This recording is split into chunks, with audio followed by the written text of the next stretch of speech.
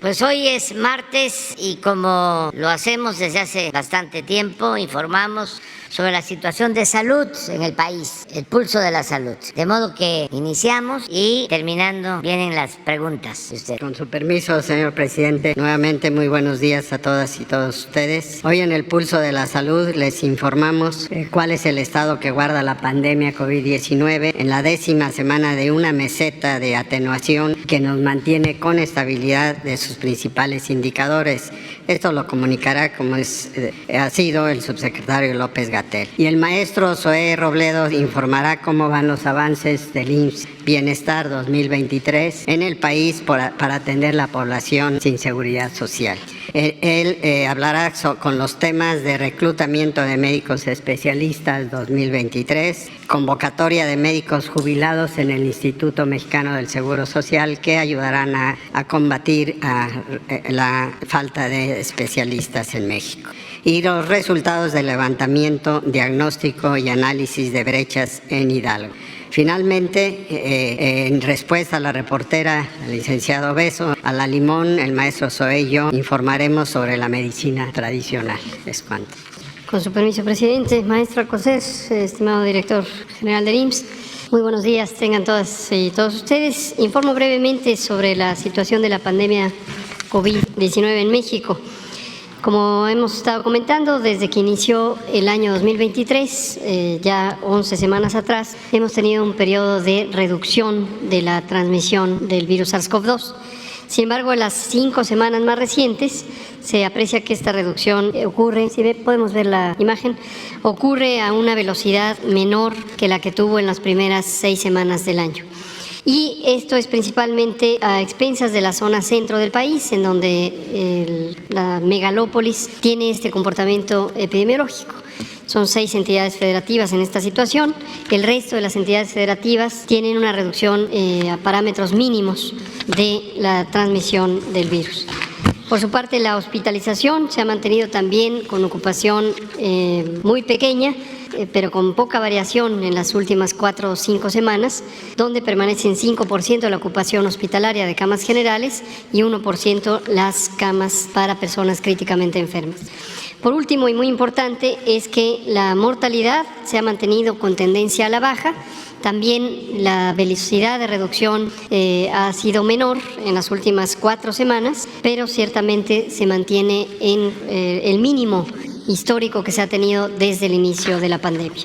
Seguimos en la vacunación de niñas y niños de 5 a 11 años de edad. Gracias. Con su permiso, señor presidente, muy buenos días a todas y a todos, doctor Alcocer, doctor López-Gatell y a todos quienes nos ven. Como todos los martes, informamos sobre el avance del IMSS Bienestar, esta institución de la Cuarta Transformación para la atención médica de las personas que no tienen seguridad social. Hemos hablado a lo largo de estos últimos meses y años ya sobre uno de los grandes desafíos, que es la falta de médicas y médicos especialistas que hay en el país. Desde hace muchos años se formaban menos médicos de los que el propio sistema necesitaba, por consecuencia pues se contrataban menos y hacían falta en muchas de las unidades. Hemos llevado a cabo varias estrategias y hoy queremos presentar una de las últimas que hemos llevado a cabo, la más reciente, la semana pasada, ¿se nos pueden poner? Bueno, este es lo que hemos comentado sobre cómo estaba la situación de las plazas que se ofertaban para médicos que querían hacer su especialidad a través del examen nacional de residencias médicas. En 2019 eran 4.637 paramédicos que se forman en las residencias del IMSS. Para este año se ofertaron 9.040, es decir, subimos mucho más del doble lo que se está formando. Y también de los que egresaban, pues antes egresaban al año 3.960 médicas y médicos especialistas que buscaban ser captados por las diferentes instituciones. Ya en 2023 fueron más, fueron 5.600. La diferencia sobre esto es que en esta ocasión, en el proceso de reclutamiento que se llevó a cabo la semana pasada, conocido como draft, se ofrecieron tanto las vacantes del Seguro Social, del régimen ordinario, pero también por primera vez se salieron a ofertar vacantes del propio IMSS Bienestar. Es un primer proceso, un primer ejercicio y estos son los resultados. Si nos pasan la siguiente. Logramos captar a 634 médicas y médicos especialistas ya para IMSS Bienestar, no para el programa IMSS Bienestar, sino para el nuevo órgano público descentralizado. Fueron las siguientes especialidades: 114 médicos familiares, 108 anestesiólogos, 94 ginecólogos, 81 urgenciólogos, 54 cirujanos, 36 pediatras, 34 traumatólogos, 21 médicos internistas, 17 intensivistas y 75 de otras especialidades. La siguiente, uno de los elementos más importantes de este proceso es que se incorporan ahora médicos familiares, esta especialidad que durante muchos años ha sido la columna vertebral del modelo preventivo del Seguro Social, a los servicios de IMSS Bienestar. Entre otras cosas, el modelo del Seguro Popular, que era muy poco preventivo, se reflejaba en que en las unidades de primer nivel, los centros de salud urbanos muy grandes, se atendían en consultorios con médicos generales, pues que hacen un gran esfuerzo, pero que no tienen la especialidad de medicina familiar. Ahora lo que estamos buscando es que en el primer nivel de atención haya médicos familiares.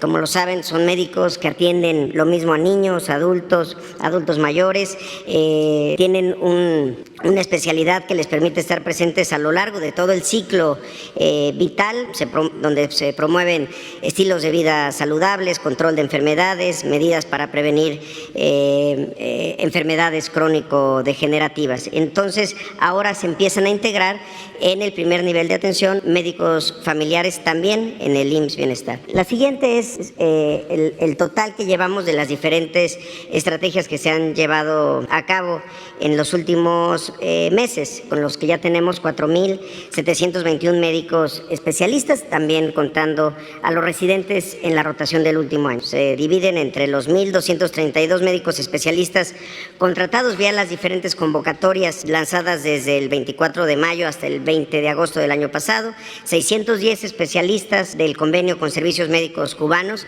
que además acabamos de recibir la gran noticia que vamos a poder ampliar este número de médicos cubanos casi al doble, con 600 médicos y médicas más, con servicios de salud de Cuba, 188 que fueron reclutados con las otras convocatorias internacionales y que empiezan su trabajo en abril, y también los médicos residentes de último año de las especialidades básicas, las especialidades troncales, que están ya en diferentes hospitales, en 232 hospitales del IMSS Bienestar, y ahora con los 634 especialistas que se incorporan en esta jornada de reclutamiento que se llevó a cabo la semana pasada. En la siguiente es la distribución con las diferentes estrategias de cada uno de los estados. Aquí se ven que es para los estados que ya están en el proceso de federalización, que están ya con los convenios con el IMSS Bienestar y que van a ver incrementados de manera importante el número de especialistas desde Michoacán hasta el estado de Morelos. Y aún así necesitamos generar otras estrategias. Por eso hoy estamos anunciando lo siguiente. Se trata de una convocatoria que vamos a hacer para los médicos jubilados del Seguro Social en particular. En el IMSS hay 27,398 médicos especialistas que se han jubilado a lo largo de los años. 287 de ellos son menores de 55 años, 9,659 tienen entre 56 y 65 años, 13,000 que tienen entre 66 y 75 años y 3,800 que tienen más de 76 años. Los médicos del Seguro Social en esta modalidad van a tener la oferta de incorporarse al IMSS Bienestar, toda vez que el nuevo órgano público descentralizado, IMSS Bienestar, forma parte del apartado B del artículo 123 de la Constitución. ¿Esto qué significa? Que van a poder tener al mismo tiempo su jubilación sin necesidad de renunciar a ella o ponerla en suspensión, y van a poder al mismo tiempo tomar alguna de las bases para la consulta externa, para alguna plaza de cirugía, incluso para cargos normativos en la dirección de hospitales o de unidades de primer nivel del nuevo IMSS Bienestar. Esta convocatoria la va a iniciar el 21 de marzo, y estamos seguros que van a ser muchas y muchos quienes van a poner su sabiduría, toda su experiencia de toda una carrera profesional, pues al servicio ahora de lo que más necesitamos, que estén en hospitales del IMSS Bienestar, que antes eran de la Secretaría de Salud y que en muchos casos pues carecían por completo de médicas y médicos especialistas. Los detalles los vamos a publicar en la página donde hemos hecho todos estos procesos, médicosespecialistas.gov.mx. Estas son las diferentes especialidades que tienen el grupo de médicos jubilados. La siguiente, por favor. Ahí está la convocatoria. La siguiente. Como lo hemos hecho en otros estados, un estado más que se suma al proceso de federalización hacia el IMSS Bienestar es el estado de Hidalgo. La semana pasada estuvimos con el gobernador Julio Menchaca, con el doctor Jorge Alcocer, presentando estos resultados del levantamiento diagnóstico de campo que se llevó a cabo allá en Hidalgo, y algunos de los resultados de las visitas de 17 hospitales, entre los cuales hay 8 hospitales generales, 7 hospitales integrales comunitarios, un hospital de tercer nivel, que es el materno infantil de Pachuca de Soto, además de pues un número muy importante de unidades de primer nivel que fueron visitadas. En Hidalgo se tienen 628 camas sensables en los diferentes hospitales. Se observa que se tienen muchas necesidades, sobre todo de quirófanos que no están funcionando, salas de expulsión que no están funcionando, autoclaves que sirven para esterilizar el instrumental que también no están funcionando, y que todo esto deriva pues en la interrupción de los servicios, ya sea de las cirugías, a veces también de la consulta. El estado de Hidalgo, el gobernador Menchaca también llevó a cabo un estudio con la Secretaría de Salud sobre la calidad del agua de los hospitales, que vamos a presentar próximamente, porque encontraron que no había en prácticamente ningún hospital estándares sobre la calidad del agua que se consume en los propios hospitales. Entonces, si hay una situación que atender de manera urgente allá en Hidalgo. Y finalmente, en estas brechas lo que tenemos son una necesidad de 4.173 profesionales de salud, entre los que se encuentran 1.921 médicos entre generales y médicos especialistas, 1.900 enfermeras, 349 paramédicos. Se encontraron también la necesidad de hacer 65 acciones de mejora en los hospitales, ya sean impermeabilizaciones, cambio de equipo hidrosanitario, pero también de habilitar diferentes unidades de cuidados intensivos neonatales, salas de urgencia, peines de laboratorio, en fin. Y sobre el tema de la falta o la necesidad de sustitución de equipo médico, pues encontraron que hay 8.020 equipos necesarios, entre monitores de signos vitales, camas clínicas hospitalarias, carros rojos para las áreas de urgencias, cunas de calor, incubadoras de traslado. También en el primer nivel de atención, equipos más sencillos pero fundamentales para poder dar una buena atención en el primer nivel, que van desde estetoscopios, fonodetectores de latidos fetales, básculas, refrigeradores para vacunas. Aquí tenemos el cálculo que se hace aproximado de cuáles serían los recursos para ejercer y levantar el sistema de salud en Hidalgo en los diferentes conceptos. El más grande, obviamente, es la plantilla que hace falta de personal, tanto de médicos generales, médicos especialistas, enfermeras y personal paramédico, y también las brechas que hay tanto de equipo como de infraestructura. Entonces, agradecemos mucho la confianza del gobernador Menchaca, que pues llegando a esta nueva encargo que tiene al frente del Ejecutivo Estatal de Hidalgo, pues nos tiene la confianza para sumar este estado como un estado más de la federalización. Sea todo por mi cuenta, señor presidente. Muchas gracias. Permiso, señor presidente.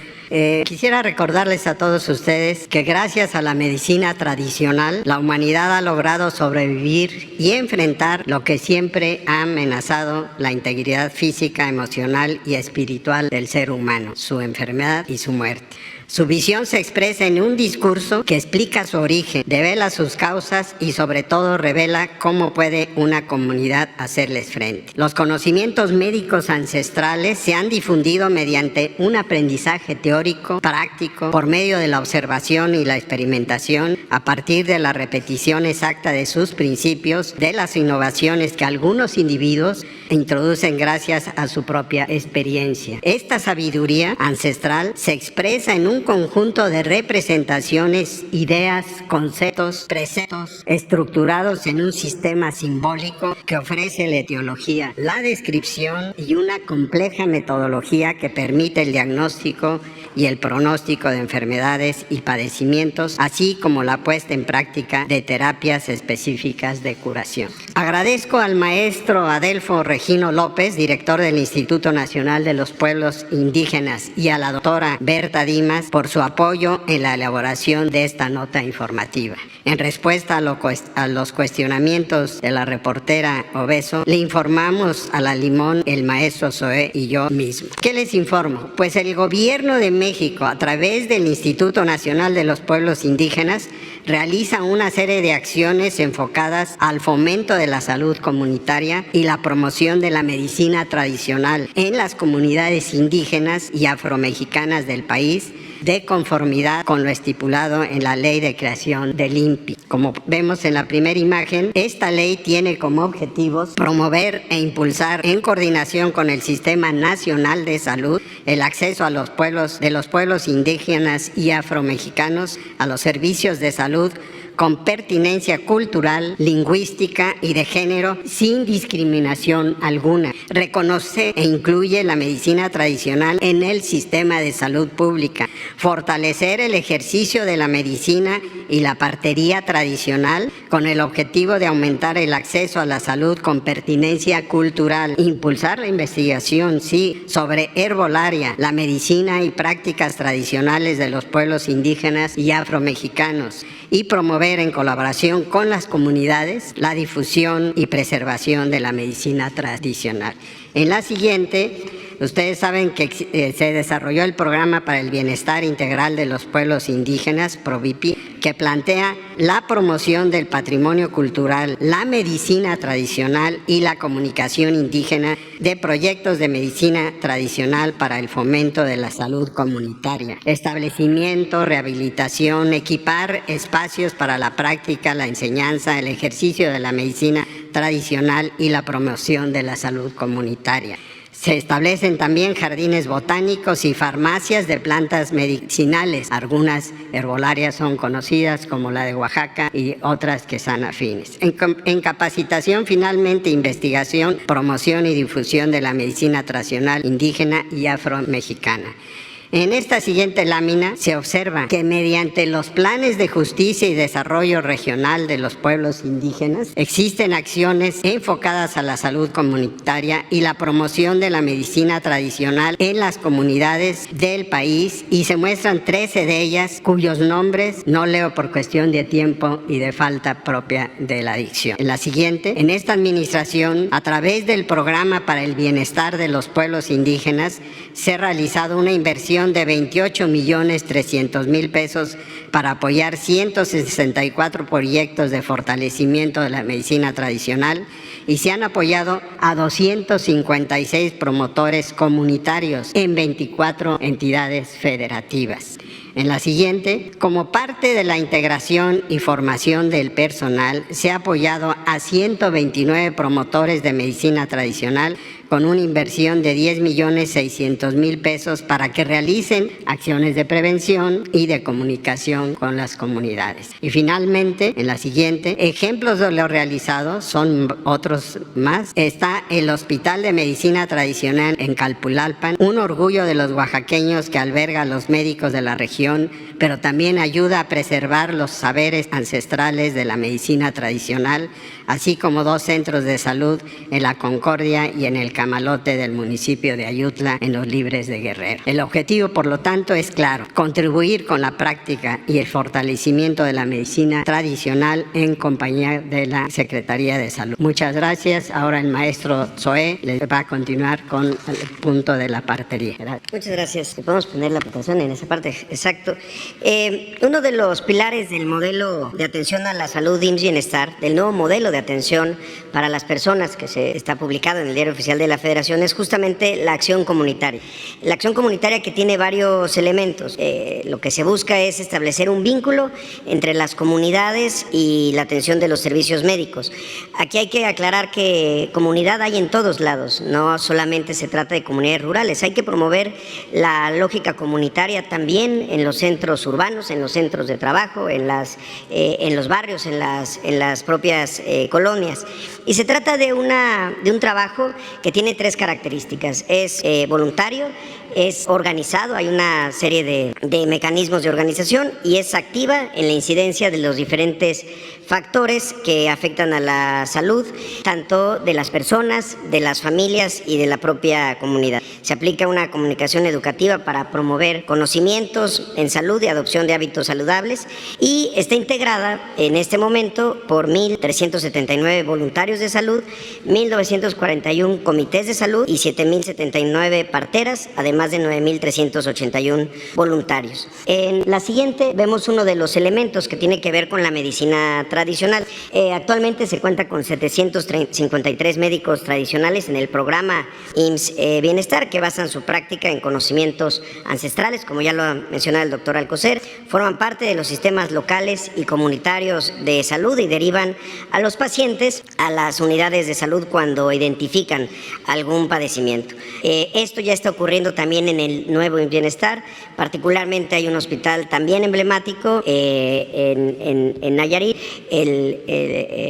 que cuenta con los consultorios para estas atenciones. Se trata de médicos tradicionales, sobadores, hueseros, hierberos, curanderos, parteras y también otras especialidades que están incorporados ya a este proceso. Y en particular sobre la partería, si podemos pasar a la siguiente, desde el 1979 en el IMSS se inició el trabajo con las parteras. Hay un total de 7.079 parteras voluntarias que realizan las siguientes acciones: promueven el uso de métodos anticonceptivos, derivan los partos de alto riesgo a las unidades, identifican a las mujeres embarazadas, promueven mucho todas las consultas que tienen que haber antes del alumbramiento, orientan sobre los cuidados que debe de haber durante el embarazo, también llegan a atender partos de bajo riesgo, vigilan el puerperio, promueven la lactancia materna y además pues reciben una orientación bimestral en temas de salud. Y un elemento muy importante, en muchos de los casos, además de la enfermería, la partera pues es el vínculo lingüístico con las comunidades, es decir, son bilingües, hablan los idiomas indígenas que permiten una atención médica mucho más fluida. Solamente para dar un caso, en 2022 las parteras se encargaron de 4.290 partos, que representan el 5% del total de los partos del programa IMSS Bienestar. Y finalmente, un elemento que también se está incorporando es el de la acción comunitaria, es decir, la participación de la comunidad en comités de salud. Son comités de 8 personas que se interesan por la salud de la comunidad y realizan diversas actividades como visitas domiciliarias, sesiones informativas, gestiones de recursos y obras para mejoras o solución de problemas, acciones para el saneamiento ambiental, participan en jornadas nacionales de salud, participan en otras campañas, se convierten en avales ciudadanos para la recepción de comentarios y quejas, organizan las jornadas de limpieza comunitaria para la prevención de emergencias epidemiológicas. En fin, tienen una serie de tareas y además en un ánimo siempre voluntario, de coparticipación, de corresponsabilidad. La ampliación del IMSS Bienestar ha significado pues obviamente el crecimiento de esta rama que no existía así en los servicios de salud de los gobiernos de los estados, y por eso se han estado conformando comités de salud para llevar a cabo estas gestiones ante autoridades en la formación de cuadrillas, acomodo y limpieza de hospitales y obtención de insumos médicos. En los 11 estados que aquí mostramos se han instalado ya un total de 2.177 comités de salud, 10.356 voluntarios que se están integrando, 20.798 visitas domiciliarias que ya realizaron y 54.000 sesiones informativas. En la última está el resultado global y además también ayudan mucho a la verificación del tema de abasto, particularmente en hospitales, que hoy presenta ya este indicador del 95.2% de recetas surtidas en los 11 estados donde ya están incorporados. Sería todo por mi cuenta, señor presidente. Así, vámonos así. Contigo empezó. Primera fila. Fue el sorteo, ¿no? Sí, gracias, presidente. Nancy Rodríguez, de Oro Sólido, de Empuje Migrante. Presidente, bueno, pues ayer con la reunión que se tuvo con los cónsules allá en Washington, se dio a conocer que cada semana va a haber informes. Tuve la oportunidad de platicar directamente saliendo de la reunión con el cónsul de Orlando, Juan Sabines. Dice que bueno, van a distribuir folletos, que van a tener pláticas en los consulados, que van a visitar universidades, que van a visitar medios de comunicación. Me gustaría que les mandaran algún mensaje a nuestros hermanos migrantes, porque dice que bueno, pues es el también informar a nuestros hermanos migrantes allá en Estados Unidos para que estén enterados de lo que se hace aquí en México. En este mismo renglón, presidente, bueno, yo le tengo dos temas de dos consulados allá en Estados Unidos. Uno es en Denver. El nuevo cónsul, de nombre Pavel, acaba de llegar en noviembre. Él es de Oaxaca, originario de Oaxaca. Y bueno, me dicen los hermanos migrantes de Denver que están muy contentos porque de inmediato abrió las puertas del consulado. Invitó a todos los hermanos migrantes, incluso les mandó cartas para invitarlos a celebrar el 24 de febrero. O sea, con una mentalidad muy diferente. Pero también, presidente, pues obviamente allá en Estados Unidos ya hay una comunidad muy consciente en todos los sentidos de mexicanos. Hay incluso mexicanos que tienen medios de comunicación, estaciones de radio, y pues ya empezaron a golpear a este nuevo cónsul. Incluso me mandaron audios de que pues le están tirando mal porque pues trae otra visión más cercana con la gente. Esto por un lado, presidente. Por otro lado, ante estos ejemplos, por ejemplo, bueno, pues está el cónsul de Nueva York. No sé si usted estuvo enterado ahora en el juicio de García Luna. Bueno, pues este cónsul, que ya le he planteado yo aquí, que pues ha tenido rasgos de prepotencia y soberbia con los hermanos migrantes, pues fíjese que mandó a sus colaboradores a apartarle el lugar para entrar al juicio con Genaro García Luna. Esto me lo informaron los mismos hermanos migrantes. Incluso me etiquetaron, me dicen: Nancy, el cónsul de Nueva York es hasta prepotente en la corte en Estados Unidos. Pero no quedó ahí. Un reportero corresponsal de Jesús de Proceso, Esquivel, le reclamó al cónsul, le dijo: oiga, es que esto no se hace, ¿cómo es posible que nosotros estemos llegando tan temprano y usted manda a apartar el lugar? Pues ahora sí que, pues ni que fuera la tortillería, ¿no? Entonces, ¿qué cree, presidente? Dejó de ir el cónsul, no sé si estuvo usted enterado, y nada más mandó a su gente y ya no asistió. Entonces, bueno, presidente, con este tipo de actitudes de algunos cónsules, que me gustaría conocer su punto de vista en relación a estos dos contrastes, y a raíz de lo que se dio a conocer ayer, ¿qué posibilidades hay de que efectivamente se dé este informe, así como se va a dar cada 8 días con el canciller, que también aquí en la mañanera se le informe a nuestros hermanos migrantes, porque ellos están muy, muy atentos, y de ser posible, pues incluso conocer a estos cónsules? Porque hay que recordar que pues son cónsules que pues muchas veces ni la cara los conocemos. Ya ve que el año pasado no me dejaron entrar a la reunión que tuvieron de los consulados, estuvo completamente hermético.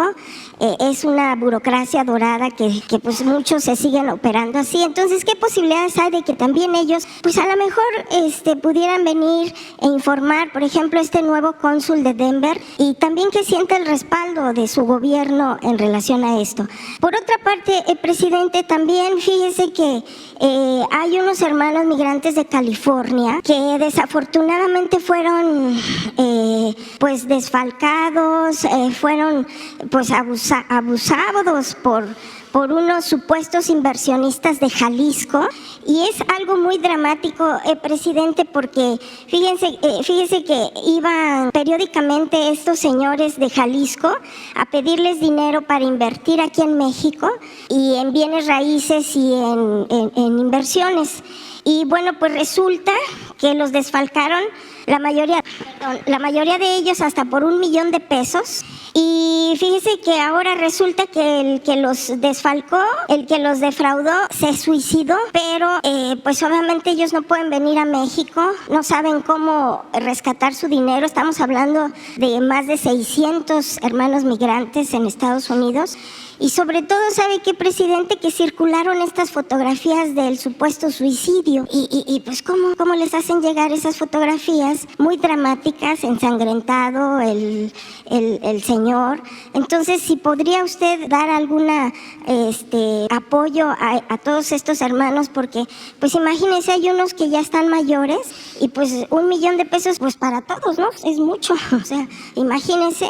Entonces, también eso, en primer lugar, presidente, si me permite, en cuanto al tema de nuestros hermanos migrantes. Bueno, apoyamos en este caso. Vamos a pedirle al encargado de atención a migrantes de la Secretaría de Relaciones Exteriores que atienda este caso. Ahora nos das más información para establecer comunicación con ellos, si te parece, ¿no? Sí, claro, gracias. Y me gustaría mucho... El supuesto, no el supuesto, el que se suicidó, que les mostraron las fotos, se llama Luis Osvaldo Espinosa. Y bueno, es muy cercano con políticos de allá de Jalisco. Y bueno, él es el que supuestamente se suicidó y ya se desapareció. Está bien, presidente, gracias. Lo vemos, sí. Y me gustaría, no sé, Jesús, si tienes el video que seguramente se pasó ayer en Washington, porque sería bueno que ustedes, sobre todo quienes nos están viendo, conozcan lo que se está haciendo en México para combatir el narcotráfico, el consumo de drogas, la manera en que se está combatiendo la corrupción, la impunidad, porque es muy importante informar. Ayer hablábamos de que ante la avalancha de desinformación, de manipulación más que nada, tenemos que estar informando, y uno de los pocos espacios que tenemos para hacerlo es esta conferencia. Entonces tenemos que aprovechar para informar. Tenemos la fortuna de que esta conferencia la ven muchos mexicanos, incluso la ven en Estados Unidos, paisanos. Entonces vamos a ver si podemos transmitir este video, que seguramente se dio a conocer ayer allá en Estados Unidos. ¿Sí lo están buscando? Bueno, adelante si quieres. Sí, gracias, presidente. Mire, por otro lado, presidente, la doctora Beatriz Zapata Rendón es una investigadora científica del Instituto Mexicano del Petróleo. Ahora que llegó usted en el 2018, bueno, pues ella se armó de valor. Ella es científica de muchos años, 20, casi 30 años, ahí en el instituto, y presentó denuncias sobre la corrupción en el Instituto Mexicano del Petróleo. Entonces, fíjese que ha sufrido pues acoso laboral, la suspenden por 3-4 semanas, un mes, no le pagan. Entonces, bueno, pues ahora ella no quiere que termine su gobierno, el de usted, y que no pueda ella obtener justicia. Ella ha denunciado Comité de Ética y de Prevención de Conflictos de Interés del Instituto Mexicano del Petróleo, también ha presentado a la Secretaría de Energía y también ha presentado ante la Secretaría de la Función Pública, y pues no ha obtenido respuesta. Entonces, sí es posible que también le pudiera dar apoyo su gobierno, presidente, para que pues dejen de acosarla, porque ella es una investigadora científica y pues la dejan sin salario hasta un mes por represalias. Por una parte. Y por otra parte, presidente, también fíjese que pidió el señor Rogelio Hernández Reyes. Él es un custodio de Almoloya. hizo este libro, incluso se lo dedicó a usted, El Palacio de las Mariposas Negras, Memorias de un Custodio en Almoloya. También sufrió tortura, sufrió pues acoso, y presentó él unas denuncias, tampoco ha obtenido respuesta, y obviamente, bueno, pues él tiene aquí memorias con convivencia con el Chapo y con varios que estuvieron ahí en Almoloya, y pues también quisiera ver si le pudiera apoyar para que sus denuncias se resuelvan, y le dejo aquí el libro porque viene dedicado a usted.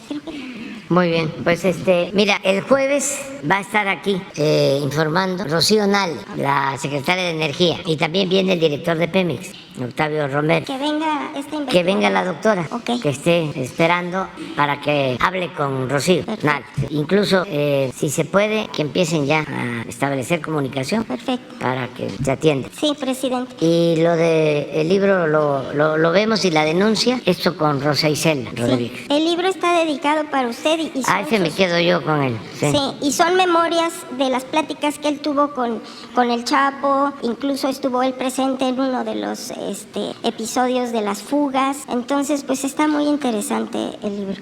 Y bueno, mientras alcanzan el ¿Ya video. lo tienen? A ver, de una vez. Ah, ya.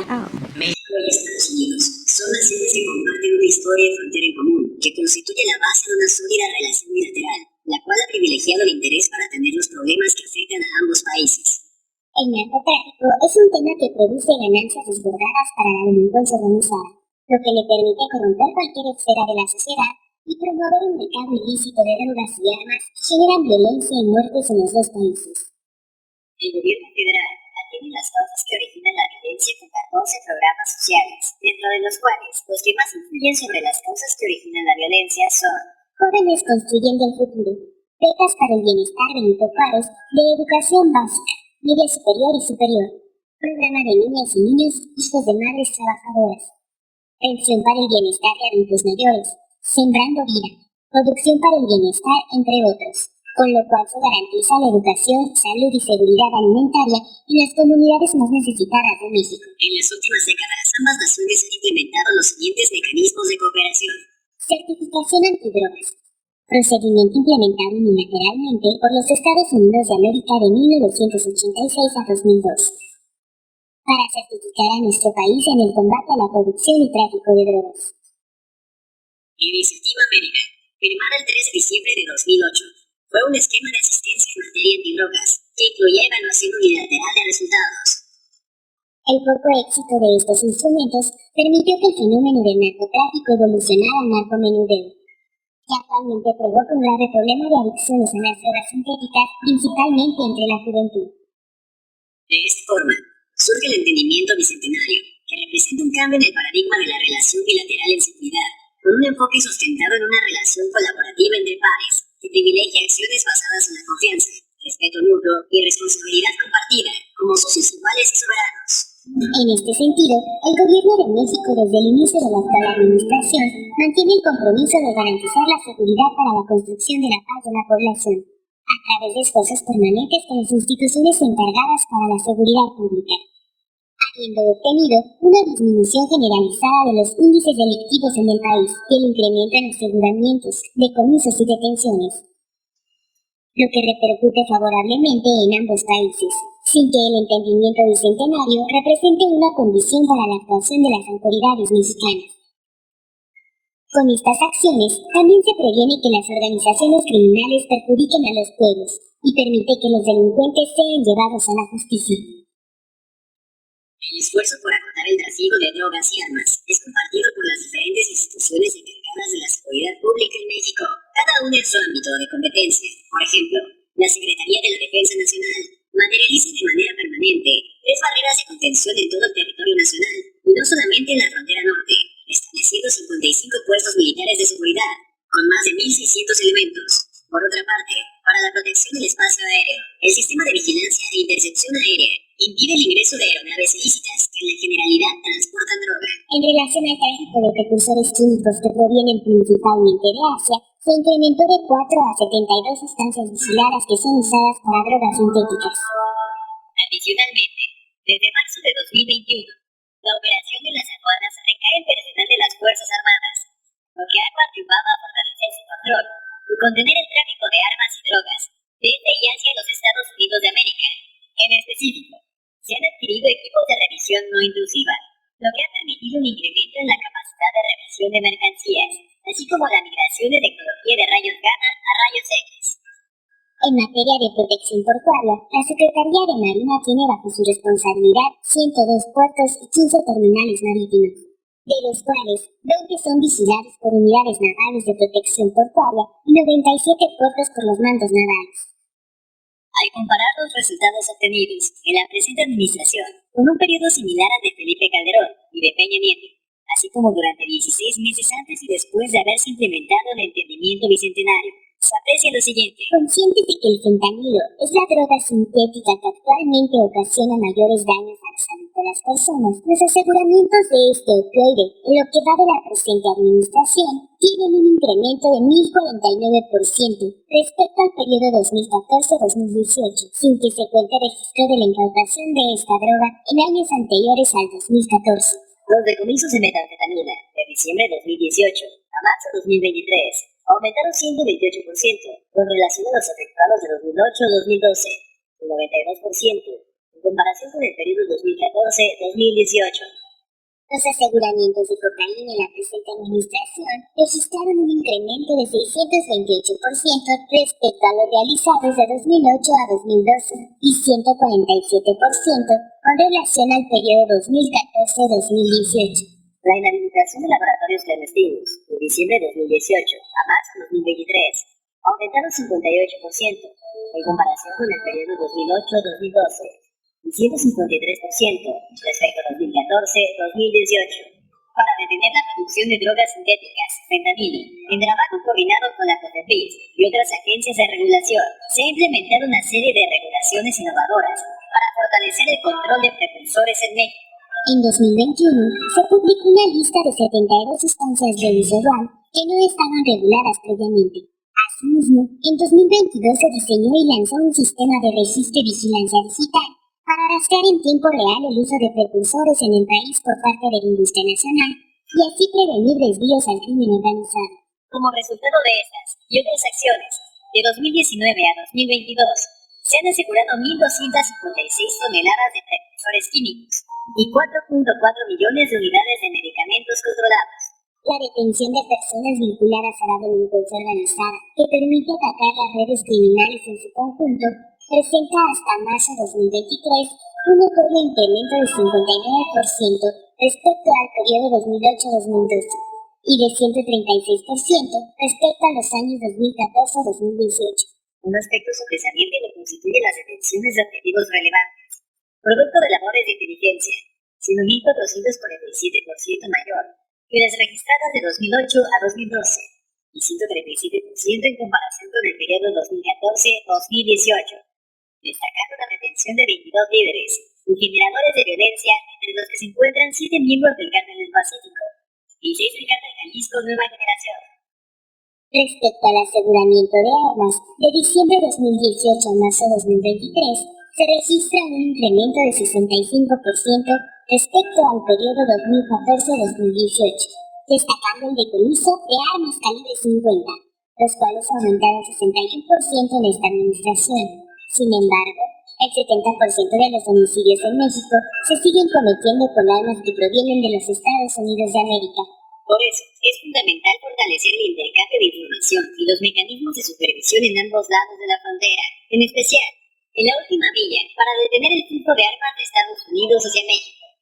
En este sentido, si solo se controlara el trasiego de armas o la venta de armas de alto poder como calibre 50, fusiles de asalto y otros, con este solo hecho se debilitarían las organizaciones criminales, no se enfrentarían a las autoridades y sería más fácil actuar en contra de ellas. El dinero obtenido por la venta de drogas en ese país permite a las organizaciones delincuenciales adquirir armas y fortalecer su estructura criminal en México, logrando un empoderamiento que genera violencia y muertes, convirtiéndose en un ciclo constante que tiene un impacto binacional.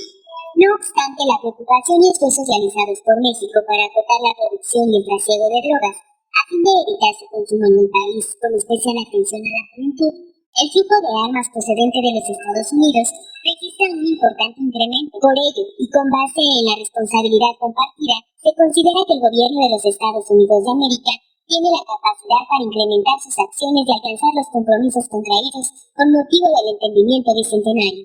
El incremento en los aseguramientos de armas en México es el único indicador que tenemos para apreciar las acciones que se realizan para evitar el flujo hacia nuestro país. Existe un mecanismo que proporciona información respecto a las acciones que se adoptan en los Estados Unidos de América para disminuir el fenómeno delictivo y de salud pública en ese país.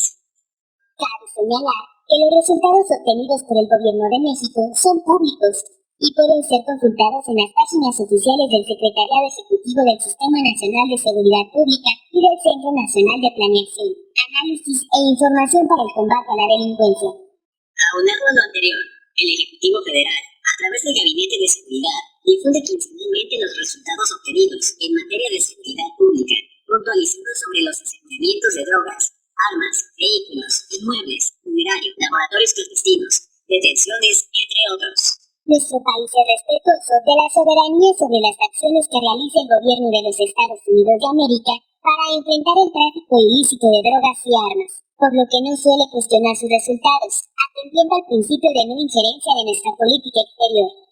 Por ello, y para vincular de mejor manera los esfuerzos entre los gobiernos de México y Estados Unidos de América, en el marco del entendimiento bicentenario, se propone fortalecer los canales de comunicación que permiten el intercambio de información y de resultados, buscando con ello la materialización conjunta de acciones específicas y concretas que brinden bienestar y seguridad a los habitantes de ambos lados de la frontera. Gobierno de México. Sí, gracias, presidente. Bueno, pues nada más su opinión en relación a estas actuaciones de estos cónsules, el nuevo de Denver, Pavel Meléndez Cruz, y en contraste con el de Nueva York, Jorge Islas.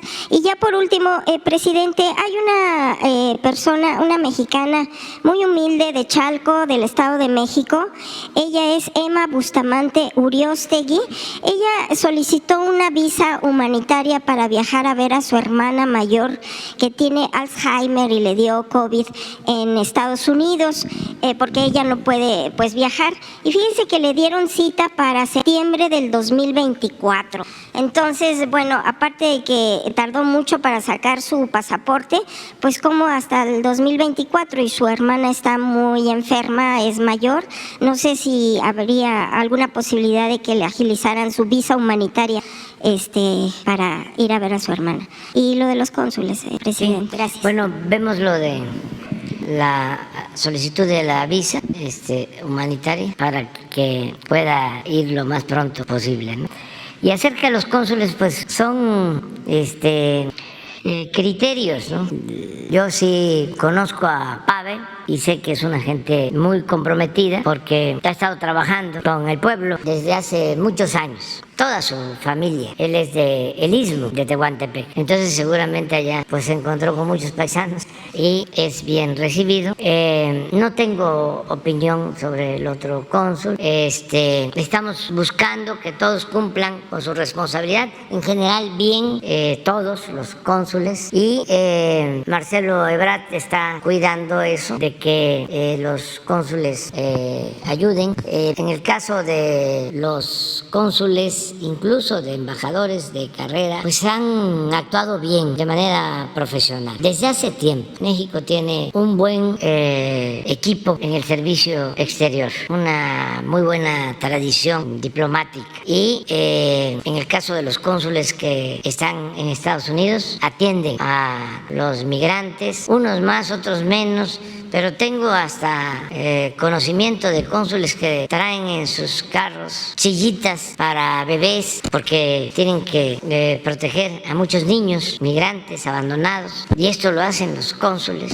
Sí, yo creo que Marcelo podría explicar bien sobre esto y vamos a procurar de que cada vez sea mejor el servicio consular, es decir, que se atienda cada vez más a nuestros paisanos, que debemos de protegerlos, apoyarlos, que no sean maltratados y que sientan toda nuestra solidaridad, que no están solos, pues tienen el apoyo de todos los mexicanos y del gobierno. Muy bien, adelante.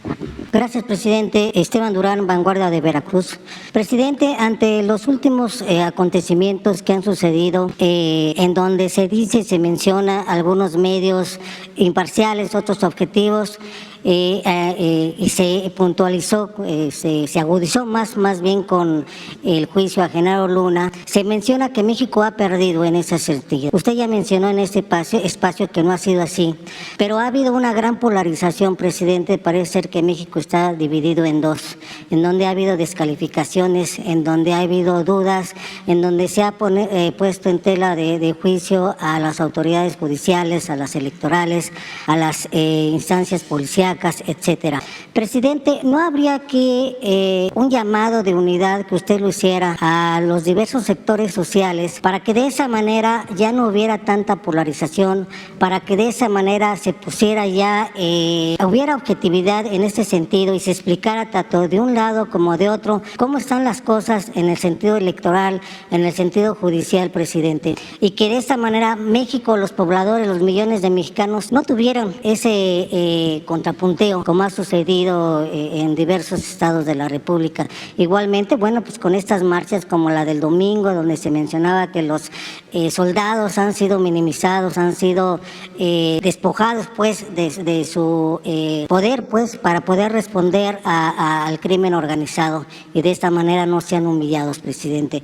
Un llamado a quizá no sea un pacto, porque un pacto sería tener el compromiso, sino simple y sencillamente la unidad a todos los sectores, presidente, al sector político, al sector empresarial, a la sociedad en sí, presidente. Esa sería mi primera pregunta. Es que nosotros tenemos una alianza con el pueblo, no tenemos ningún problema, no hay diferencias con la gente. Hay un sector, una élite que defiende al antiguo régimen de corrupción, de injusticias, de privilegios, que son los que no están conformes, pero esto también es normal. ¿Para qué querer que todos pensemos de la misma manera? Eso no es democracia. Tenemos que aceptar de que pues hay quienes tienen una manera de pensar, una forma de ser, y esto no significa polarización ni cosa por el estilo. Yo les diría que hasta debemos celebrar que la gente se manifieste, que los del domingo que marcharon, que se les respeten sus derechos de manifestación, de libre expresión de las ideas, el derecho a disentir, defender sus causas. En una dictadura no se podría hablar. Bueno, imagínense que en una dictadura se permitiera insultos a la autoridad, como se dan todos los días a mi persona, y no pasa nada. Lo que hay que entender es que estamos viviendo, afortunadamente, un proceso de transformación. Yo desde siempre hablé de que se habían llevado a cabo 3 grandes transformaciones en la historia de nuestro país. La independencia, cuando esos 2 curas rebeldes, Hidalgo y Morelos, humanistas, lucharon no solo para que México fuese un país libre e independiente, sino sobre todo para que se aboliera la esclavitud y se viviera en una sociedad igualitaria. Por eso Hidalgo proclama la abolición de la esclavitud. Por eso no se lo perdonaron los conservadores de entonces. Y lo asesinaron y mantuvieron su cabeza 10 años en la plaza principal de Guanajuato. Exhibieron su cabeza 10 años como escarmiento. No solo porque llamó al pueblo de México a luchar por la independencia. Sobre todo porque se atrevió a proclamar la abolición de la esclavitud. Y eso los oligarcas conservadores no se lo perdonaron. Y Morelos quería la igualdad en sus sentimientos de la nación, que se modere la indigencia y la opulencia, que se eleve el salario del peón, que se eduque al hijo del campesino igual que al hijo del más rico hacendado, que haya tribunales que protejan al débil de los abusos que comete el fuerte. Ese era Morelos. Y luego la transformación que significó el movimiento de reforma encabezado por Juárez, los liberales, que llevó a que los conservadores se opusieran, y ya cuando estaban derrotados fueran a buscar a Maximiliano para establecer un imperio. Eso hicieron los conservadores. Y nos invadieron los franceses, el ejército más poderoso de ese entonces en el mundo. Y Juárez y los liberales resistieron y se restauró la república y se expulsó a los extranjeros y se logró la segunda independencia de México. Y luego la revolución, porque también los oligarcas se adueñaron del país, esclavizaron al pueblo. Porfirio Díaz se mantuvo 34 años en la presidencia. 30 él él y 4 el compadre Manuel González. Y por eso fue la revolución. 3 transformaciones. Y ahora, de manera pacífica, sin violencia, estamos llevando a cabo la 4ª transformación de la vida pública del país. Entonces es natural que haya resistencias, pero debemos hasta celebrar, repito, que este cambio se da garantizando las libertades, sin violencia. Hay desde luego pues una campaña de los opositores en contra nuestra, pero como se está avanzando mucho en la concientización del pueblo, en lo que nosotros conocemos como revolución de las conciencias, ya no funcionan los mecanismos de control y de manipulación de los potentados. Ya los medios de información no tienen credibilidad porque pues evidentemente se dedicaron durante mucho tiempo a legitimar abusos, a legitimar la corrupción, a legitimar las injusticias, a callar ante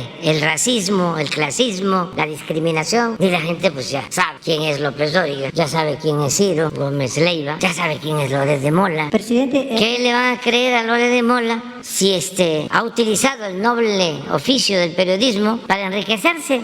Ni siquiera ha aclarado su relación precisamente con García Luna y sus departamentos de lujo, que no los tienen ustedes, no los tienen la mayoría de los mexicanos. ¿Qué es tan lucrativo el periodismo? ¿Es una empresa de las más lucrativas que hay? No, los periodistas, la mayoría, de gente que vive honradamente, son unos cuantos los que por ponerse al servicio de los corruptos, pues ellos reciben recompensas extravagantes. Tienen yates, tienen departamentos en el extranjero, ganan muchísimo. Este señor Loret debe de ganar pues 1 millón, 1,5 millones de pesos al mes, 10 veces más de lo que gana el presidente de México. El otro, Jorge Ramos, ese debe de ganar como 50 veces más que yo. Entonces es entendible, no es para enojarse, de que ellos un día sí y el otro también estén atacándonos y que defiendan a García Luna y que defiendan a Calderón y que defiendan a Fox y que defiendan a Claudia X González, porque ellos son los que los apoyan y es pues una componenda, una relación de complicidad, pero eso no nos afecta, al contrario.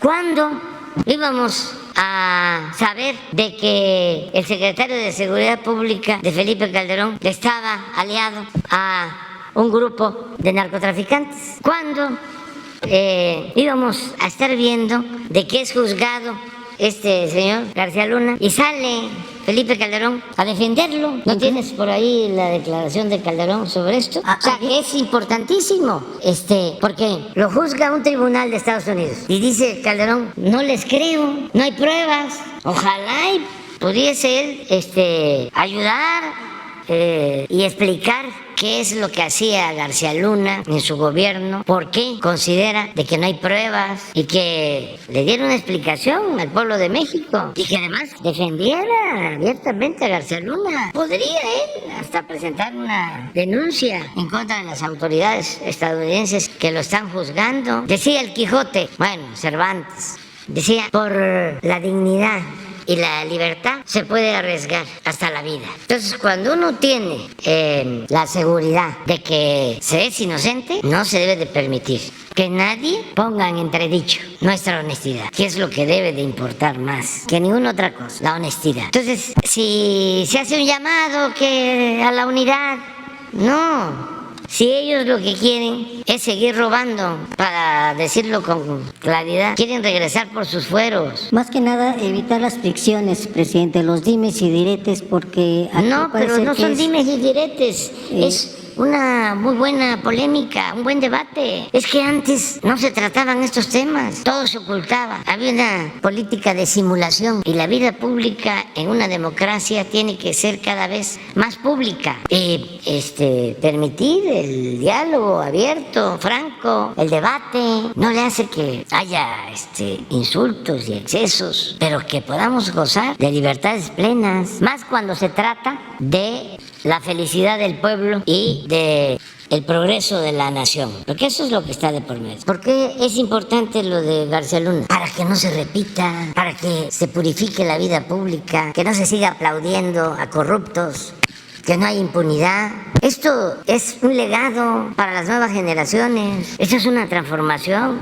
Antes, bueno, lo hemos dicho aquí muchas veces, se pensaba que el corrupto era audaz, muy exitoso. Había que seguir su ejemplo de cómo había logrado, decían, colarse y cómo había ascendido, cómo se había encaramado en los cargos públicos, cómo se había hecho de la noche a la mañana inmensamente rico. Y todo esto, desde luego, a costillas del erario, con el sufrimiento de la gente. ¿Qué le llegaba al pueblo de ayuda? Nada. Solo cuando había elecciones que repartían migajas, dádivas, despensas, materiales de construcción, pollos, patos, chivos, borregos, puercos, cochinos, marranos.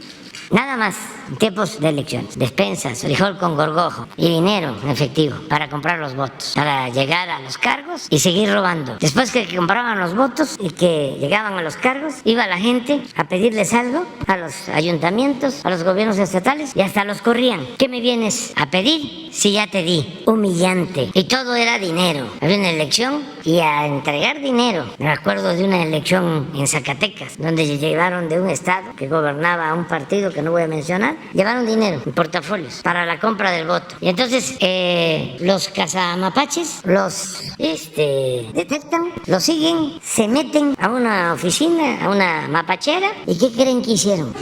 Para no dejar rastros, huellas. Quemaron el dinero, empezó a salir humo para que cuando llegara la policía no hubieran evidencias. Hay esto para los jóvenes, hay evidencias de cómo en la elección de 1989 en Michoacán por la gobernatura agarran a un mapache con un portafolio. Por ahí debe de estar en las películas, sí, en los documentales del canal 6 de julio de Carlos Mendoza, ¿sí? Que se sienta en el portafolio, se sienta y sale la camioneta disparada, ¿no? Y por poco la atropella, pero con el dinero.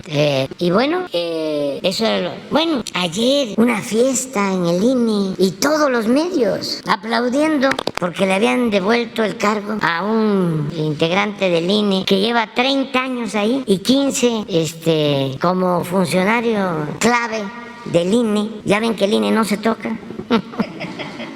Entonces le dan un amparo los del Poder Judicial, que son lo mismo, pero además todos sus achichincles, amigos y socios aplaudiéndole, y los medios de información todos celebrando porque se había reivindicado a la democracia. Una gente que ha tolerado fraudes, que está por eso ahí, completamente antidemocrático, pero pertenece a la camarilla que ha manejado el INE durante mucho tiempo. Y aplaudiéndoles, pero dándolo como un triunfo. O sea, la primera derrota del plan B, pues me llena de orgullo el perder así. No se dan cuenta, porque no tienen autoridad moral. Lo que les interesa es el dinero y el poder por el poder. El poder solo tiene sentido y se convierte en virtud cuando se pone al servicio de los demás. Poder sin estar pensando en beneficio del pueblo es parafernalia, es fantochería, es corrupción. Por eso se dice que si no hay convicciones, el poder atonta a los inteligentes y a los tontos los vuelve locos. Entonces están en show todavía los que pensaron que iba a ser más de lo mismo,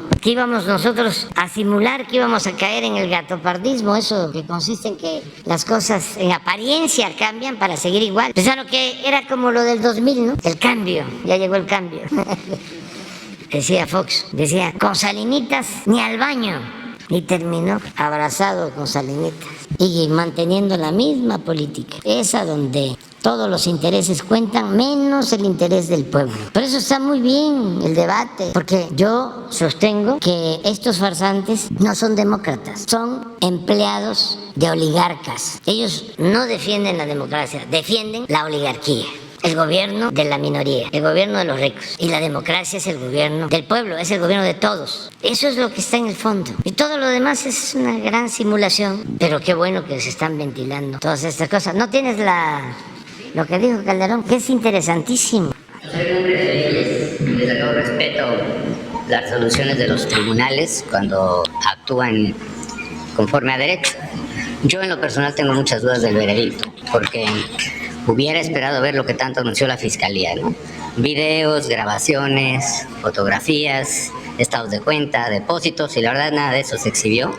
Todo fue en base a testimonios de criminales confesos, que por cierto a la mayoría de ellos nosotros en nuestro gobierno perseguimos, capturamos y extraditamos. Usted en ¿Sí? perdón, se defendió, porque comentó que se ha instrumentalizado el fallo políticamente contra...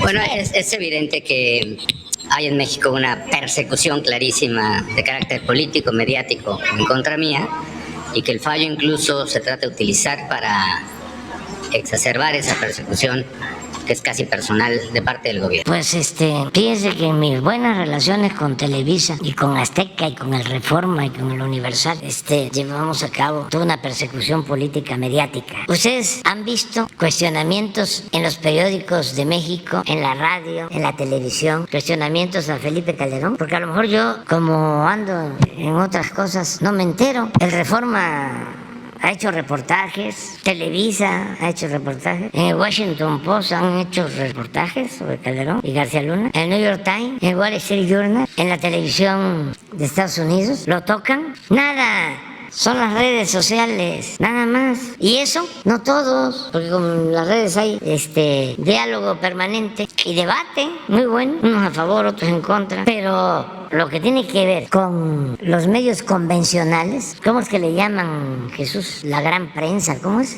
Además de influyente. No, sí, el cuarto poder, pero... No, tampoco. No, la gran prensa, pues, no hay nada. Y en lo que a mí corresponde, pues, ¿qué persecución puede haber? Si hubiese persecución, ya hubiésemos presentado una denuncia en contra del expresidente.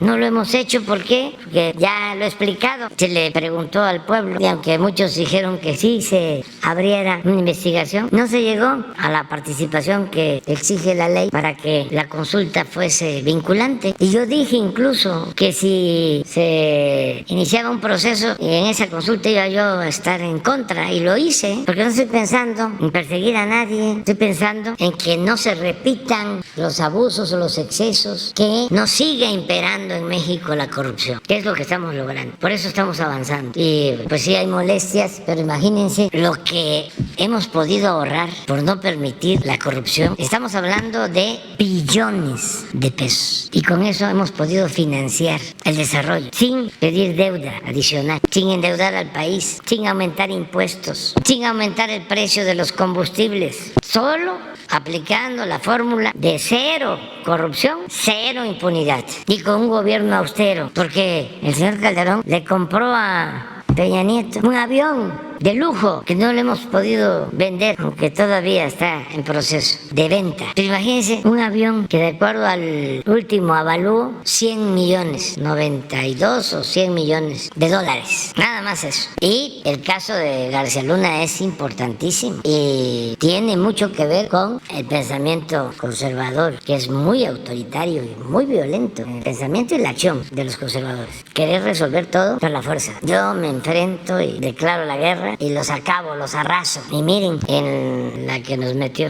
Pero bueno, esperemos que García Luna reaccione y que le haga un servicio al país, a pesar de los pesares, y que hable, porque también nos va a ayudar mucho a que el PAN deje de estarnos pidiendo que nos alineemos a la DEA, y nos va a ayudar mucho también para que los legisladores de Estados Unidos del Partido Republicano no estén planteando de que debe de entrar la DEA. Es más, el ejército estadounidense a nuestro territorio para combatir a narcotraficantes considerados terroristas, en una franca actitud intervencionista, violatoria de nuestra soberanía. Sería muy bueno que hablara García Luna, que explicara cuál era su vinculación con las autoridades estadounidenses y cómo es que las agencias del gobierno de Estados Unidos no se dieron cuenta de que García Luna trabajaba al servicio de un cartel. ¿Cómo es que no se dieron cuenta? ¿Y por qué no abren una investigación sobre esto allá en Estados Unidos? ¿Por qué quieren ahora echarnos la culpa a nosotros?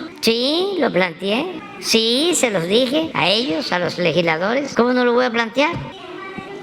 Pues ellos pues tienen sus puntos de vista, pero nosotros lo que sostenemos es de que no podemos permitir que ningún gobierno extranjero intervenga en asuntos que solo corresponden a México y que desde luego, bueno, aquí está el video, estamos cooperando y trabajando de manera coordinada, pero no les vamos a dejar el mando del país, ni modo que la DEA sea la que decida en México, como lo está planteando el presidente del PAN. ¿Por qué no pones otra vez? Miren lo que está proponiendo el presidente del PAN, que por cierto, este partido le daba dinero a García Luna. El PAN le daba dinero a García Luna, probado. Cuando estaba de presidente del PAN, Gustavo Madero. Imagínense lo que estaría pensando ese mártir, Gustavo Madero, su abuelo o bisabuelo de este hombre. Pero miren, es que contestándote a ti, ¿cuándo íbamos a ver esto?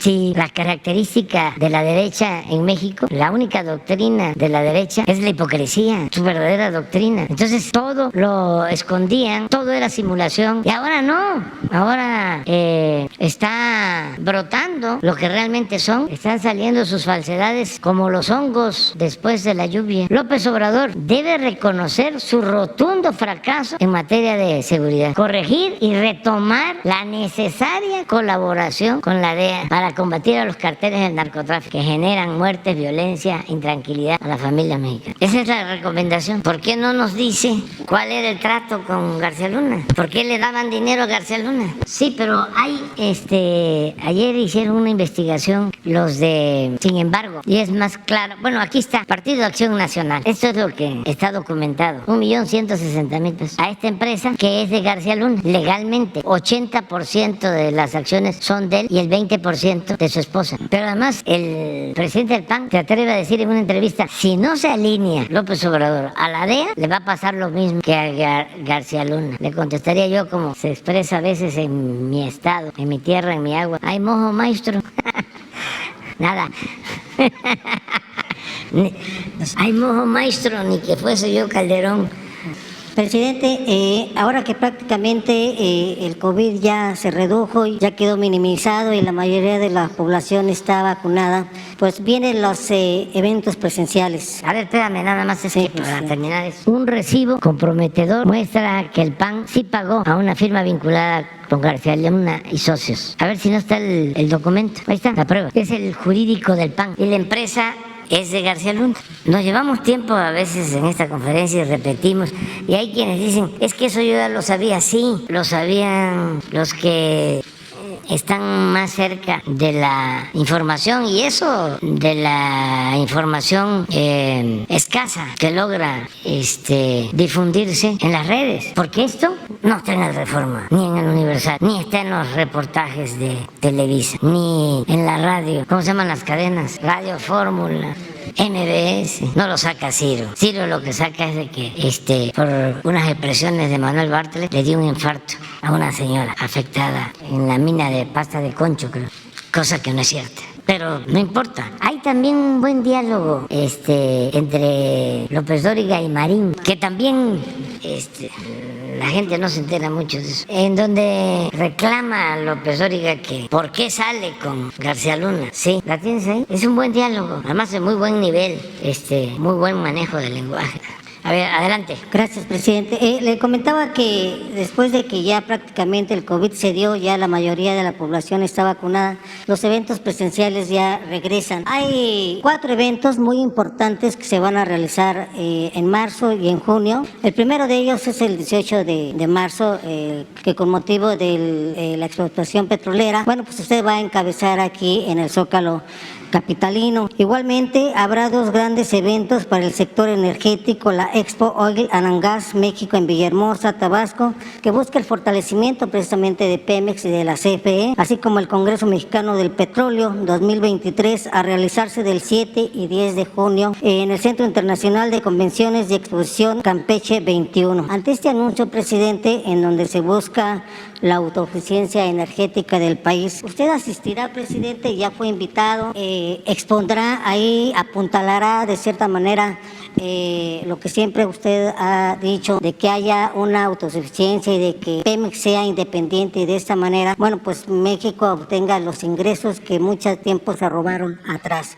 Otro evento muy importante, presidente, es el 22 y 23, igual de este mes, se llevará a cabo una convención de casinos en Santa Fe. Usted al principio de su administración mencionó que no iba a haber ya autorización para abrir casinos, sin embargo, estos han crecido. Y si bien han sido una importante fuente de empleo, presidente, también ha sido un semillero para la delincuencia organizada. ¿Y por qué le comento esto? Porque un casinero de Tamaulipas, de nombre Dionisio Isla del Tesoro, así como muchos más, denunciaron que fue extorsionado y posteriormente despojado de su negocio. Tuvo que abandonar, como muchos otros más, su poco patrimonio que le quedaba. Tuvo que irse a Texas a refugiarse.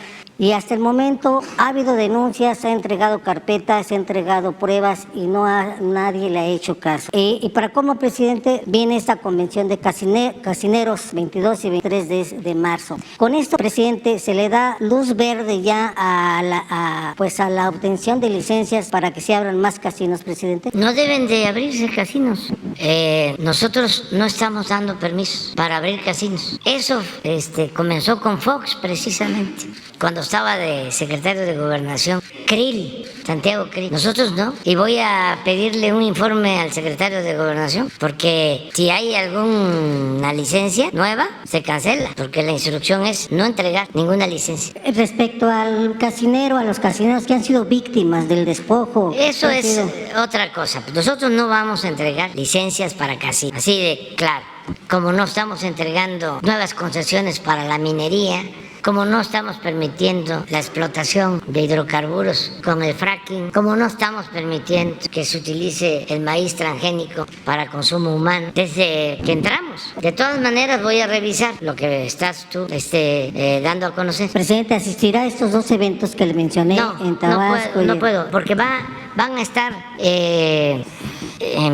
Rocío Nale va a estar aquí el jueves, y el director de Pemex, Octavio Romero Oropesa. Les van a explicar de cómo vamos en todo lo que es el sector energético. Y ellos sí seguramente van a participar en estos actos. Yo voy a estar en la convención bancaria en Mérida, va a ser el jueves. El jueves voy a estar en la tarde en Mérida, y al día siguiente, viernes, vamos a tener la reunión de seguridad y la conferencia de prensa en Villahermosa el viernes, porque además voy a pasar a visitar Dos Bocas y Minatitlán el viernes. Y el sábado, qué bueno que lo señalaste, el sábado es 18 de marzo, todos al Zócalo. Nos vamos a congregar en el Zócalo el 18 de marzo. Les pido a todos que participen. 18 de marzo, 5 de la tarde, Zócalo. Tenemos que reafirmar nuestra independencia, nuestra soberanía. Recordar esa decisión histórica del general Cárdenas de recuperar el petróleo que Porfirio Díaz había entregado a extranjeros, y que gracias a esa decisión México contó con petróleo para su independencia económica, para su desarrollo, el petróleo como palanca del desarrollo nacional. Luego vinieron malos gobiernos, sobre todo estos últimos, que entregaron parte del petróleo, nada más que no les dio tiempo de consumar la política entreguista, y se está recuperando la soberanía energética. Y eso es lo que vamos a celebrar el día 18. Y invitamos a todos, aunque volvemos a lo mismo. Ni modo que los conservadores, que cuando se expropió el petróleo estuvieron en contra, estuvieron a favor de las empresas extranjeras, ni modo que ellos vayan con nosotros al Zócalo. Pero mucha gente sí va a asistir, y aprovecho para invitar el sábado. Nos vemos a las 5 de la tarde. Finalmente, presidente. ¿Tienes ya? El domingo regresamos a el sureste. Vienen legisladores. Es ver la plática esta de alto nivel. Es que viene, todo viene. Y tú le Todo viene hiciste un porque revire. en la mañanera, porque la primera vez que me echó la lámina para sacarme del tema, estaba yo diciendo que para evitar el presidente el tema del Día Internacional de la Mujer, o sea, el día siguiente, el jueves 9, había dicho desde el día anterior, la mañanera va a ser en el búnker. Invéntalo del búnker. En el búnker de lo que fuera Secretaría de Seguridad, que siguen funcionando, ¿sí? Hay en Constituyentes. Sí. Y entonces, ahí van, entonces ya solo se habló del búnker. Y entonces estos infames miserables del gobierno, de la presidencia, sí, presidente, de gente que trabaja con usted, hace un video fascista donde nos denuncia a Loret, a ti y a mí, que fuimos con fotos al lado de García Luna, que fuimos a los periodistas amigos que visitaron el búnker. Ay, qué pendejo. ¿Sí? ¿Usted no sabe que somos reporteros? Bueno, pues no sabe, pero él quiere quedar bien con el presidente, ¿no? Y entonces reproduce eso. ¿Y por qué no sacó fotografías de espérate. nosotros con López Obrador o con algunos de sus funcionarios? Yo también he visto, no sé, a Ebrard o a quien quieras. ¿Y por qué chingados no se exhibe así? A ver, no se exhibe. No, pero lo hace como denuncia. A ver. Sí, denuncia, a ver. Denuncia es fascista. Pero mira lo que le contesté, Carlitos. Ay, la mamá del Chapo. Miren lo que me contestó. Se le cayó esa foto a Villamil. Se le cayó a este imbécil. Fíjate que este bribón ha venido tomando el pelo desde hace muchos años. Fue inclusive corresponsal maletón de una publicación donde yo estuve 22 años y pico. Y nunca se le tomó en serio y después hizo carrera y se acomodó en el cuatroteísmo a partir de su vocación de lamezuelas, y es un sectario que se conduce con la idiota idea de que es de izquierda. Pero tienes razón. Es un protofascista local, es de alguno de los estados del centro, es un miserable y la sociedad mexicana le está pagando. Por cierto, el otro día me enteré, pues no poco dinero, alrededor de 140,000 pesos al mes, para que haga las chingaderas. La tarea sucia, que se le da. Y debe estar detrás de la recua esta de los lambiscones. Los que se la pasan lamiendo, híjole, no voy a decir qué, al presidente López Obrador. Qué vergüenza. Miren, una vez más voy a contar lo del saludo a la mamá de Guzmán Loera. Estamos haciendo un camino, que por cierto ya debe estar por concluirse, de Badiraguato a Guadalupe y Calvo, Chihuahua. Badiraguato es Sinaloa y Guadalupe y Calvo es Chihuahua. Estamos haciendo ese camino en la sierra, como otro que ya también terminamos, que es de Tamazula, que es el límite de Sinaloa con Durango. Tamazula es Durango. Ahí nació el primer presidente de México, Guadalupe Victoria, en Tamazula, Durango. Ese camino va de Tamazula a Canelas, Durango. Se están haciendo estos caminos como otro de San Ignacio, Sinaloa a Tayoltita, Durango también, porque es una zona marginada, abandonada completamente. Y estamos ahí trabajando con programas de bienestar. Ahí se está aplicando en toda esa región el programa Sembrando Vida. Y se están dando opciones para que la gente no se vea en la necesidad de sembrar marihuana o amapola. Es toda una labor que se está haciendo de desarrollo. Entonces voy a una supervisión a ese camino de Badiraguato allá a Guadalupe y Calvo, y en lo más alto ahí se pasa muy cerca de una comunidad que se llama Las Tunas, que ahí vive la mamá de Guzmán Loera, y creo que de ahí son ellos, de esa son originarios. Entonces nos vamos, pues está abriendo el camino en la parte más alta de la sierra. Los camineros que hacen estas obras extraordinarias de ingeniería civil, y vamos hasta allá y nos explican cómo van, y es una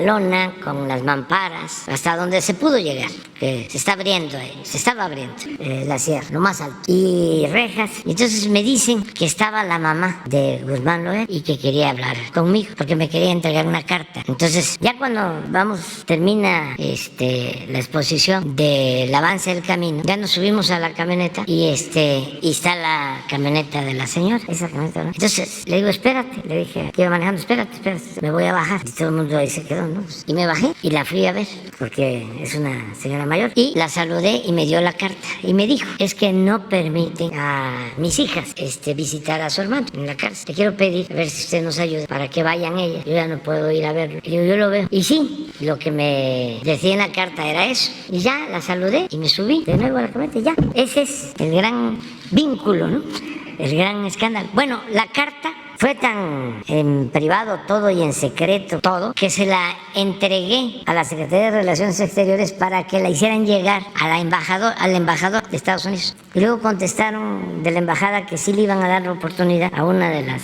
hermanas de Guzmán Loera para que lo fuera a ver. O sea, fue un trámite. Pues eso es la contestación que me hizo López Dóriga, ¿no?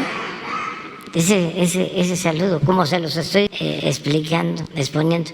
Yo no tengo nada de qué avergonzarme. Yo no establezco relaciones de complicidad con nadie. Por eso resisto. Si no, ya me hubiesen destruido. No se puede participar en un proceso de transformación sin autoridad moral. Imagínense enfrentar una mafia como esos. Los jefes de estos, porque esos son voceros, los capos de capos del poder económico, que eran los dueños de México. A veces son más prudentes los de la cúpula, los de arriba, que los achichincles. Esos son los que se sienten más ofendidos, porque los de arriba, de mero arriba, pues lo único que les preocupa es, a ver, ¿estoy perdiendo dinero en mis negocios? No. Ya no estoy ganando lo que ganaba antes, pero sigo haciendo negocios y sigo obteniendo utilidades razonables. Entonces son más respetuosos. Pero los segundones, los que están al servicio de los machuchones, son los más molestos, irritados. Son como ciertos sectores, ¿no?, de la clase media, aspiracionistas. O los ladinos que abandonan sus orígenes, reniegan de sus orígenes y se transforman. A veces se vuelven hasta los más soberbios en contra de su clase y de los de sus culturas. Se avergüenzan, ¿sí? Y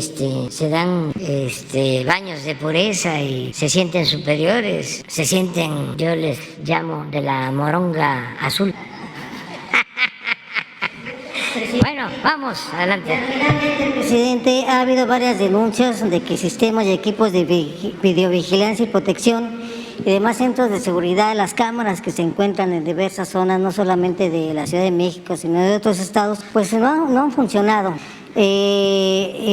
Igualmente ha habido una publicación donde Genaro Villamil publicó en Proceso un reportaje titulado Seguritech, Servicios de Eficiente y Ganancias Millonarias, en donde denunció que la empresa comenzó a tener éxito gracias a los contratos que la Comisión de Agua del Estado de México le otorgó durante la gestión de David Korenfeld, quien también fue titular de la Comisión Nacional del Agua al inicio de la administración de Peña Nieto. Esta empresa pues se convirtió en un monopolio, presidente, en las cuales, trabajó en al menos 20 entidades del país. Fue la consentida de Peña Nieto durante su administración. Igualmente se le vinculó a Genaro García Luna, por la cual pues recibió millones de pesos en contratos del gobierno federal, estatales y municipales. Ha sido también objeto de varios reportajes donde se han denunciado irregularidades, malos manejos de la empresa, así como la falta de entregas de equipo y sobreprecio, actos de corrupción y fraudes, deudas millonarias que afectaron los sistemas del C5 en Tamaulipas, Michoacán, Sonora, Sinaloa, Chihuahua, así como en la Agencia Nacional de Aduanas, entre otros, y en las cuales se sabe que también está participando en el proceso de contratación para Quintana Roo y Campeche.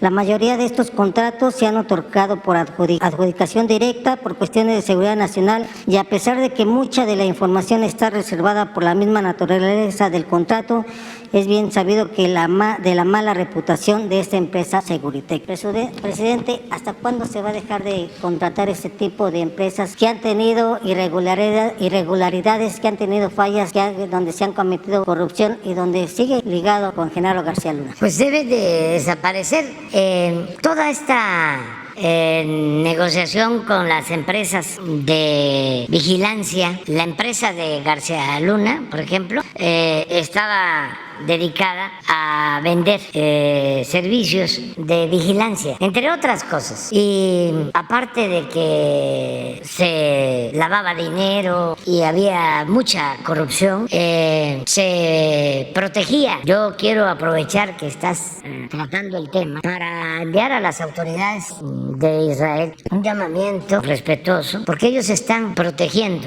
a el señor Cerón, que participó en México en fabricar los supuestos hechos en los que desaparecieron a jóvenes de Ayotzinapa. Él fue uno de los que participó en la llamada verdad histórica, y él tuvo que ver con torturas que hicieron, y está ya en Israel protegido. Yo le pido a nuestros amigos de la comunidad judía en México que nos ayuden para informar, para sensibilizar a las autoridades de Israel, y que se proceda de conformidad con la ley, y que aunque no exista un convenio de extradición, se pueda buscar un mecanismo para que este señor, como lo está solicitando la Fiscalía de México, sea enviado a nuestro país. Esto tiene que ver también con la mala práctica de hacer negocios con tecnología, con venta de tecnología, sin ética, poniendo por delante el interés de lucro. El gobierno de Israel no puede darle protección a un torturador.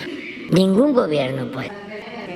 Sí, los que están protegidos o que se fueron para allá, pero a nosotros lo que más nos importa, porque se trata de aclarar lo sucedido con los jóvenes de Ayotzinapa, que es un compromiso que tenemos, y ya ha pasado mucho tiempo. Le envié una carta al ministro de Israel y han ido de la Fiscalía, bueno, fue hasta el subsecretario de Gobernación, y ya lleva un año y no hay respuesta. Entonces ojalá y se atienda a esta petición, y lo hacemos con mucho respeto, pero que debemos, entre autoridades y pueblos que mantenemos relaciones de amistad, ayudar para que no se violen derechos humanos, para que se castigue a quienes violan derechos humanos. Nunca más violaciones a derechos humanos.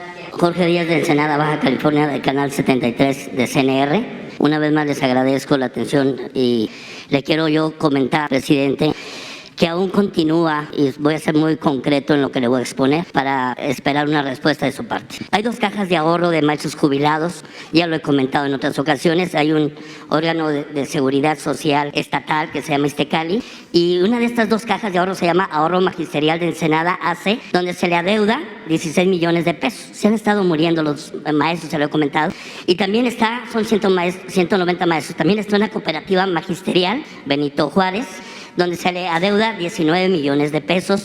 Del Iztecali igual, son más de 1,000 maestros. Y ahora, un tema que le quiero yo agradecer, lo que usted ha comentado en otras ocasiones, en otros años que ha estado aquí, el hacer este tipo de informarle a usted el cómo solucionar, el cómo atender y cómo resolver. El Frente Estatal Magisterial por la Jubilación tienen 4 años que estos maestros ya sirvieron sus 30 años, y son más de 1,185 trabajadores de la educación, y no se les ha podido jubilar. Eso es en ese sentido. Y en Isla de Cedros, cada vez que vengo le he comentado, fíjese que ahí en Isla de Cedros, que lo han invitado también, la canasta básica tiene muy altos los costos. Son impagables también los costos de pasaje aéreo, el combustible al igual, le solicitan los isleños un medio de transporte más barato como lo de un ferry. Pero preguntarle en esta parte de las cajas de ahorro, y también esto que le estoy comentando, y este tema importante en donde el mes pasado, en febrero, le comenté acerca de los autos de procedencia extranjera, un decreto muy bueno donde se han beneficiado muchas personas, y la finalidad de la recaudación también. Y se me comentó la propia secretaria de Seguridad y Protección Ciudadana, Rosa Isela, la cual le agradezco, y también aquí a Jesús Ramírez, que nos ha atendido.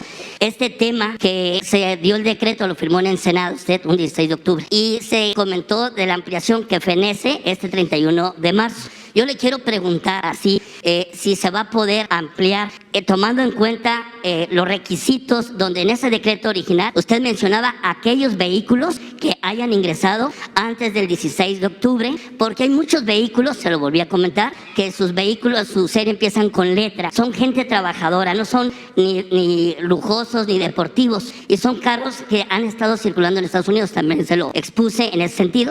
Y pegadito a esto, el motivo de la recaudación o el producto de la regularización sería, o se está utilizando en los baches, pero pues los baches en Ensenada, desafortunadamente no me gusta dar este tipo de comentario, ahí vivo, como viven muchas personas, en donde está destrozada la ciudad de las calles y vialidades. Aquí le quiero agradecer a Javier, que me ha estado recibiendo a instrucción de la propia secretaria por instrucciones suyas, fotos, direcciones, colonias, fraccionamientos, para que se diga en qué se ha gastado ese dinero. Y no nomás en eso, es en el ramo 33, en el ramo 23 y en los convenios que hay entre el gobierno del estado, donde cuando uno va y revalida la tarjeta de circulación, ahí le dice un concepto, contribuciones municipales, pero las calles están destrozadas, las dos empresas de asfalto, pues es el gran negocio quien esté al frente de una administración municipal. Y hay dos temas de la Secretaría del Trabajo que aún no nos han hablado, en ese sentido de la vez anterior.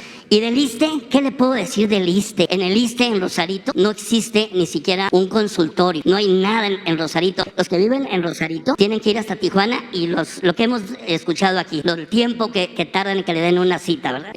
Allá también, usted circuló por la carretera hacia el sur, en San Quintín, hizo un comentario, hizo un compromiso, y está una ampliación de la carretera que comprende Exegido Chapultepec a Mañadero, y me parece que va a estar más rápido la conclusión del Tren Maya que esa carretera, que son 6,5 kilómetros. La SICT, pues eso le quiero yo pedir, presidente, que se acelere. ¿Y por qué motivos no se da? Porque sí, de verdad, es una afectación económica, un retraso en 6 kilómetros lineales. También usted ha circulado en la carretera escénica, que sé que le ha gustado, de Tijuana a Ensenada, y se está llevando a cabo reparaciones, una zona sísmica ahí, y se ha buscado una ruta alterna. Y disculpe que le esté hablando, porque esto que le comento, como me lo dijo hace tiempo, es de poder ayudar a la gente, de poder solucionarle a la gente. En los ferrocarrileros, el tema de los ferrocarrileros que me lo han pedido, incluso también hay dos temas en Campeche y en Yucatán, que les dieron su jubilación a la mitad y la otra mitad se quedaron con el dinero. Y son tantas cosas que quisiera yo comentárselo, que sé que falta tiempo. Yo le agradezco su atención y una disculpa a mis compañeros por esta exposición. Y aquí viene, aprovecho que está el titular del IMSS, el señor Zoé Robledo, con el cual ya tengo el gusto que lo traté allá cuando anunció el hospital de especialidades en Ensenada. Fíjese nada más una cosa. Ayer en la noche que estaba haciendo todo lo que teniendo la oportunidad, si me daba la palabra como lo está haciendo ahorita, me mandan una foto donde está un teléfono público y gente de la Clínica 32 del IMSS en Ensenada, Baja California, personal de ahí, y le quiero pedir al director, ponen 2 hojas para que a las 3 de la mañana ahí se están poniendo el nombre para atender a 30 personas. Yo creo que es inhumano, y usted lo ha comentado, hay que ser humanistas, hay que ayudar. Eso es lo que le quiero yo exponer. Saber si vamos a tener el decreto, si se va a considerar o no. Y pues también aprovecho en el tema de la salud, que la gobernadora Marina del Pilar presentó una iniciativa, el Congreso se lo aprobó, en donde se está buscando sancionar a los médicos charlatanes que desarrollan una especialidad bariátrica. Hay casos muy, muy claros que aquí se los he puesto, y yo no veo que COEPRIS federal esté haciendo lo propio. Eso es lo que yo le quiero preguntar, presidente. ¿Vamos a tener un decreto o la inclusión? Porque incluso, le voy a hablar un poquito, en Baja California antes le daban unas placas en donde la gente podría circular nada más en el estado y no podía salir del estado, para evitar eso de que luego se ponen a vender y se desvirtúa lo del decreto. Presidente, gracias, lo escucho. Sí, mira, el martes de la semana próxima vamos a tener la reunión del Gabinete de Seguridad aquí. O sea, se va a informar y Rosa Isela va a informar sobre cómo va el programa de regularización de los miércoles, porque el lunes vamos a estar en Chiapas y el martes en Oaxaca y el miércoles aquí. Entonces, el informe sobre seguridad se va a dar el miércoles de la semana que viene y va Rosa Isela a informar y te van a traer una respuesta sobre lo que estás planteando. Le vamos a pedir a Marina del Pilar y también a la secretaria de Educación que vea lo de los maestros. Ya está tomando nota Jorge Nuño de la ampliación de la carretera. Vamos también a que nos dé una respuesta el ISSSTE acerca de los servicios en Rosarito. Sí, y aquí está, Zoe, para que te atienda también. Todo lo que planteaste, ¿sí? Y cuando regreses, esperemos que ya nos digas esto, ya se está atendiendo, está pendiente esto otro, y hay que seguir haciendo labor en beneficio de la gente. Yo le agradezco que a Baja California, a los que vivimos ahí, los ha estado atendiendo, le ha estado dando resultados. Sí. Y aquí nos escucha y es venirle a traer una problemática con fundamento. Y es muy buena la gobernadora, sí, Marina del Pilar. La iniciativa que presentó en la cuestión de sancionar a aquellos médicos charlatanes, les quiero yo pedir por favor al sector salud que se metan un poquito más para que realmente se aplique la justicia en lo que le corresponde al ámbito de ellos. Ya te quedaste. Ya.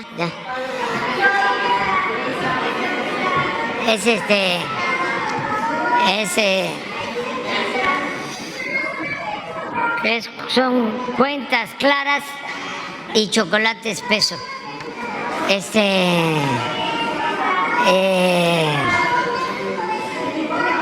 Tú vienes mañana. Vienes mañana. Bueno. Sí, pero ya se agotó. Mañana sí seguimos. Vamos a seguir hablando.